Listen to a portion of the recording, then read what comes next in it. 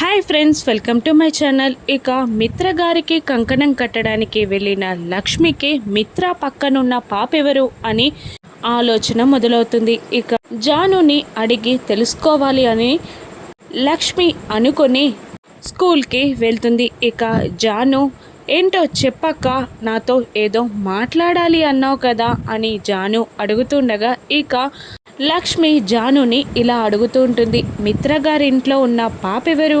ఆ పాపని అందరూ మిత్ర గారి కూతురని ఎందుకంటున్నారు అని లక్ష్మి జానుని అడుగుతుండగా ఇక జాను దూరంగా ఉన్న లక్కీ జున్నులని లక్ష్మికి చూపిస్తూ, అదిగో అక్క, ఆ పాపే మిత్రగారి కూతురు, నీకు ఆల్రెడీ తెలుసుండాలే అని అంటూ ఉంటుంది జాను.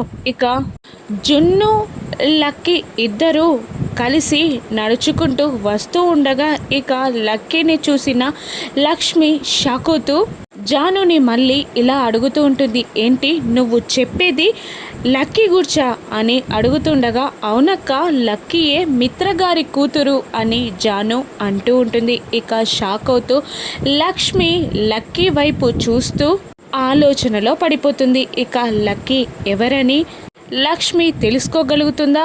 లక్ష్మికి కవలి పుల్లలు పుట్టారని లక్కీ తన కూతురే అని లక్ష్మి తెలుసుకుంటుందా? రాను ఎపిసోడ్స్లో చూద్దాం. Thank you for watching.